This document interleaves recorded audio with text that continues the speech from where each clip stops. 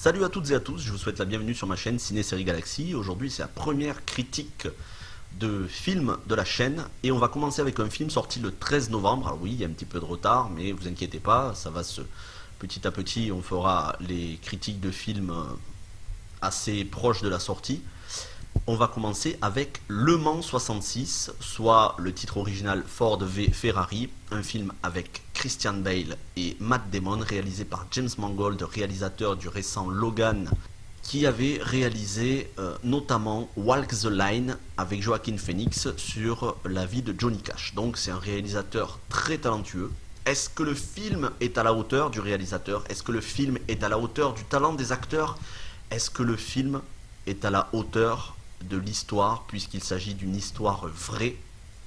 Eh bien, je réponds à toutes ces questions, sans spoilers, juste après le générique.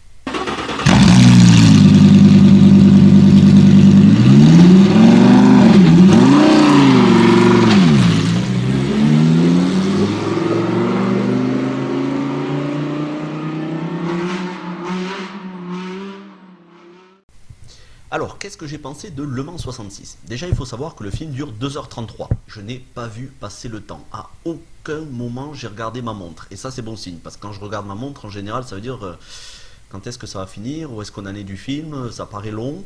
Et là, je vous dis, le temps passe à une vitesse hallucinante. Les 2h33, vous ne les verrez pas passer. Très clairement, le film est découpé en deux. Première partie, Ford vs Ferrari, tel que le disait le titre original. La deuxième partie, Le Mans 66, tel que le dit le titre français. Qu'est-ce que ça veut dire ces deux parties? Donc première partie, en fait, on a Jon Bernthal, donc le personnage joué par Jon Bernthal, l'immense Jon Bernthal, le Punisher, Shane dans The Walking Dead, bref, je ne vais pas vous dire qui est Jon Bernthal, probablement vous le savez déjà, mais pour ceux qui ne le savent pas, maintenant vous le savez. Jon Bernthal est un cadre, je crois qu'il est directeur commercial chez Ford. Le patron de Ford, donc le petit-fils d'Henry Ford, créateur des Ford, notamment de la Ford T, le petit-fils d'Henry Ford se ramène et il dit à tous les employés on fait faillite, vous allez tous prendre la porte si vous ne me ramenez pas des idées intéressantes qui puissent sauver l'entreprise. Ce à quoi Jon Bernthal dit on pourrait égaler le prestige de Ferrari. Ah, le mec il se moque, Ford se moque, ils disent ouais Ferrari ils vendent 10 exemplaires à l'année, c'est pas exactement 10 exemplaires mais je schématise, ils vendent 10 exemplaires à l'année, nous on vend au niveau national. Il dit oui mais Ferrari eux ils ont une image de marque. Et c'est tout le propos du début du film, le but pour Ford étant d'égaler le prestige de Ferrari qui lui participe à des courses automobiles comme la course au circuit Le Mans. Et donc ils vont chercher une voiture, un modèle de voiture qu'ils n'ont pas encore, et donc il va falloir créer un modèle de voiture qui puisse concurrencer les Ferrari. Et c'est là que va intervenir Matt Damon, qui est Carroll Shelby, le créateur de la future mythique Ford Mustang GT Shelby, la GT40 dans le film, il y en a eu d'autres de GT. Et donc Matt Damon, c'est un ancien coureur automobile qui ne peut plus courir, malgré la volonté qu'il a, il ne peut plus parce que pour la santé, voilà, il peut plus courir au niveau de la santé, c'est plus bon. Donc il passe son temps à créer des modèles de voitures puissantes pour les circuits. Voilà le postulat de départ. Et qu'est-ce que vient faire Christian Bale dans le film? Eh bien Christian Bale, c'est un pilote automobile, un des meilleurs pilotes au monde, si ce n'est le meilleur pilote au monde en 1966, à ce moment-là. Et il va être sollicité par Matt Damon, qui est un de ses amis proches, pour devenir le coureur qui égalera, voire qui va dépasser les Ferrari sur les circuits du Mans. Et ça fera l'objet de la deuxième partie du film. Alors je vous avais dit que c'est une critique sans spoilers. Là, je vous ai dit ce que vous pourrez retrouver sur les sites de presse, rien de bien qui ne vous gâchera pas le plaisir du film. Christian Bale, on voit sa vie privée, avec sa femme, avec son fils, que c'est un père attentionné, un mari attentionné, mais en même temps que c'est quelqu'un de bouillant à l'intérieur, que c'est quelqu'un qui a vraiment un caractère qui ne se laisse pas marcher sur les pieds. Donc voilà, ce que je viens de vous dire, j'en révélerai pas plus, c'est l'intrigue de base, ce qui se passe, on va dire, dans les 15 premières minutes, sur 2h33. Autrement dit, j'ai rien révélé d'important. Par contre, d'ores et déjà, je vais passer un petit coup de gueule, hein, c'est pas pour être mal poli, mais c'est un petit coup de gueule quand même, sur certaines critiques de presse. Non pas que la presse ait mauvais avis, ils ont l'avis qu'ils ont. C'est pas le souci.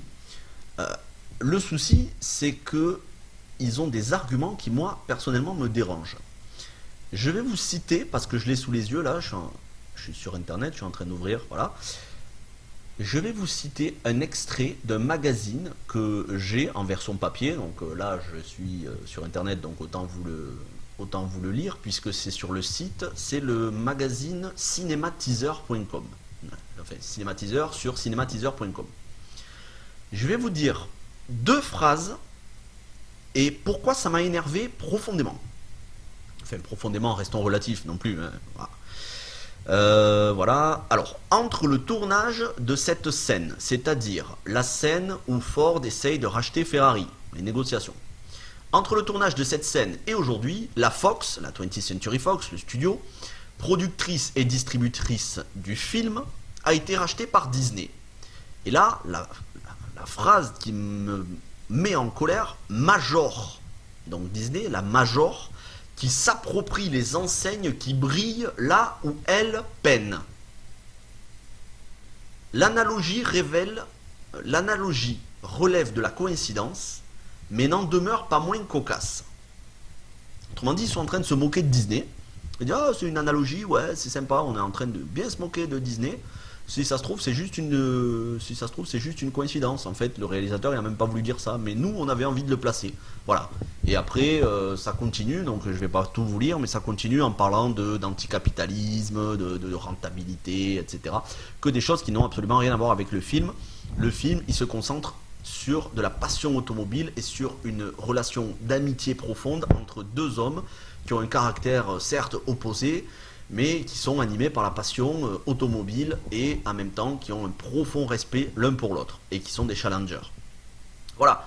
Donc pourquoi, et ça c'est un reproche qu'on pourrait faire d'une manière générale à toutes les critiques de presse, pourquoi mettre, quasiment toutes, pourquoi mettre de la politique, puisque là c'est très clairement de la politique, ou en tout cas une espèce de discours anticapitaliste, économico-social, dans des critiques de films.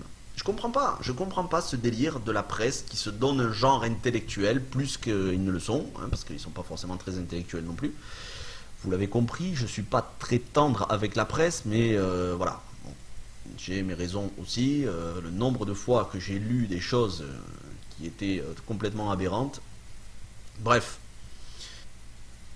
on est face à un film pour les passionnés de voitures, mais pas seulement, pour les passionnés d'histoire, que ce soit l'histoire d'automobile ou l'histoire en général, et pour des gens qui veulent voir des acteurs jouer brillamment. Et à ce niveau-là, au niveau de l'interprétation, j'ai envie de vous dire, c'est irréprochable. Que ce soit Matt Damon, qui ces dernières années, personnellement, je trouve qu'il n'a pas forcément brillé dans tous les films. Ok, il était bon dans Seul sur Mars. Il n'était pas exceptionnel, mais il était très bon. Mais Jason Bourne, en 2016, je crois que c'est en 2016, ouais c'est en 2016, Jason Bourne, franchement, Matt Damon, c'était pas top. Et là, honnêtement, pour moi, c'est peut-être pas le rôle de sa vie, mais un des rôles les plus marquants. On voit la sensibilité de l'acteur, on voit la sensibilité du personnage. Il incarne plus qu'il ne joue. Et ça, c'est fort. Franchement, respect Matt Damon. C'est pas un de mes acteurs préférés. C'est un acteur que j'apprécie, mais c'est pas un de mes acteurs préférés. Et là, je dois dire qu'il m'a bluffé sur le film. Je savais qu'il avait du talent, mais ça faisait longtemps que j'avais pas vu le talent à l'état brut. Et l'autre acteur, c'est Christian Bale. Alors Christian Bale, vous le verrez quand je ferai une vidéo dans le top de mes acteurs préférés, des meilleurs acteurs de tous les temps. Christian Bale, j'ai une admiration infinie pour cet acteur. Voilà. C'est un acteur qui est capable de tout jouer. L'année dernière, Il jouait dans Vice, où il faisait Dick Cheney, le vice-président américain dans l'ère George W. Bush, donc la guerre en Irak, les armes de destruction massive qui n'étaient pas là pour aller tout simplement prendre du pétrole, etc. Il jouait dans Vice. Il avait pris du poids. Il était méconnaissable pour le rôle. Il avait joué, il y a quelques années, je sais plus si c'est, je crois que c'était en 2008, dans The Fighter, ou Fighters, ou The Fighter, où il avait maigri, il était quasiment méconnaissable. Et justement, il avait eu l'Oscar du meilleur second rôle. Il avait joué dans American Bluff, où il avait pris du poids. Et justement, ça lui a valu de se péter une vertèbre. Donc le mec, il est hardcore, c'est-à-dire qu'il va dans ses rôles à fond, quitte à ce que parfois ça se joue sur sa santé. En fait, cet acteur n'a pas de limite. Que vous le voyez dans Les Brasiers de la colère de Scott Cooper, dans la trilogie Dark Knight, mais bien évidemment, tout le monde a vu la trilogie Dark Knight, c'est un acteur qui peut se transformer pour les rôles. Je dis pas que c'est un transformiste, c'est pas ce que j'ai dit. Je dis que c'est un acteur qui incarne plus qu'il ne joue. Et force est de constater que ça marche dans le film. Franchement, il dégage un charisme, une émotion à fleur de peau. Franchement, Christian Bale, ne serait-ce que pour Christian Bale, allez voir ce film. Après, il n'y a pas que Christian Bale, on a aussi Catriona Balfe, qui joue dans la série Outlander. Si vous ne connaissez pas, franchement, c'est une super série. Bon, je ne l'ai pas vu en entier pour l'instant, parce que j'ai tellement de séries à voir, mais c'est une super série. Franchement, Catriona Balfe, elle a joué dans Money Monster, de Jodie Foster, aux côtés de George Clooney. Il me semble qu'elle faisait la maîtresse de Dominic West dans le film, mais bon, on va pas rentrer dans les détails, c'est une super actrice. Il y a un casting de malades dans le film, y compris des acteurs qui sont pas forcément très connus. Je pense à l'acteur qui joue, alors je peux me tromper, hein, mais l'acteur qui joue Enzo Ferrari, franchement, ils ont pris quelqu'un qui lui ressemblait, ils ont pris quelqu'un qui est vraiment un Italien, qui avait cet accent italien. On sent vraiment qu'ils ont voulu coller au plus près à la réalité des choses. Écoutez, j'ai envie de vous dire que au niveau interprétation, c'est sans faille. Au niveau de la direction d'acteurs, là aussi c'est sans faille. James Mangold tire le meilleur de ses acteurs. Au niveau de la réalisation, la caméra, les plans, les séquences, surtout sur le circuit du Mans, quand vous voyez des voitures exploser, quand vous voyez des voitures prendre feu, vous avez l'impression d'y être. Et ça m'a beaucoup fait penser à Rush de Ron Howard. C'est le film qui se rapproche le plus de Le Mans 66 et je vous le conseille parce que c'est un chef-d'œuvre absolu. Rush, c'est un film qui, moi, dès que je le vois, ça me colle des frissons, j'ai le poil qui se dresse. Rush de Ron Howard sur une bande originale de Hans Zimmer. Franchement, le duel, l'amitié et la rivalité Niki Lauda, James Hunt, Daniel Brühl face à Chris Hemsworth. Franchement, Rush de Ron Howard, c'est le film qui se rapproche le plus de Le Mans 66, si vous avez envie d'avoir une idée de ce que va être le film. Et enfin, au niveau de la musique, c'est pas une bande originale grandiose, mais ça reste une très bonne composition de Marco Beltrami. Marco Beltrami, qui a composé notamment, alors le premier qui me vient en tête c'est Terminator Renaissance parce que je l'ai regardé il n'y a pas longtemps, mais il avait fait plein d'autres bandes originales. C'est un très très bon compositeur, Marco Beltrami. Bref. Et puis il y a toujours ces petits encarts écrits qu'il y a à la fin des films qui adaptent une histoire vraie, où on nous parle de la vie du personnage, qu'est-ce qui est arrivé après le film, etc. Voilà. C'est un film franchement respectueux et on sent que James Mangold c'est un amoureux de l'automobile. Mais ça fait aussi western un petit peu sur les bords, il y a cette ambiance un peu western, sauf que cette fois-ci, les chevaux et les cavaliers, c'est des pilotes dans leur voiture sur le circuit du Mans. Ça pourra amuser aussi, alors ça c'est là pour la petite anecdote, ça pourra amuser aussi la manière dont la France est représentée, surtout la ville de Le Mans, c'est-à-dire ces rues pavées avec la pluie, avec toujours la petite boulangerie, le petit bar. Vous savez comment sont représentés les petits villages et les petites villes françaises dans les films américains. C'est toujours présenté avec beaucoup d'admiration. Ils nous envient ça, les Américains, le café croissant, bref. C'est toujours sympa à voir, ça doit durer 5 minutes dans le film, c'est pas très important, mais voilà, ça fait sourire. Bref, j'en ai fini avec cette critique. Ma note, je pense que vous l'aurez deviné, 5 sur 5, oui, la note ultime. Il n'y a pas de défaut dans ce film. Personnellement, pour moi, il n'y en a pas. Peut-être que vous en trouverez, peut-être que vous allez dire « Ah, c'est un petit peu trop long. Ah. » Pour moi, il n'y a pas de défaut. Franchement, c'est un chef-d'œuvre. Je vais pas vous dire pourquoi, mais j'ai tiré ma petite larme à la fin du film. Et ça, justement, comme je vous ai dit que c'était sans spoilers, je vous laisse découvrir pourquoi. C'est un film très chargé en émotions, surtout dans sa dernière partie. Vous verrez bien. Le Mans 66, réalisé par James Mangold, un film qui est encore à l'affiche. Je vous le recommande à 100%. 5 étoiles, c'est ce que je lui mets. Et franchement, ça les vaut.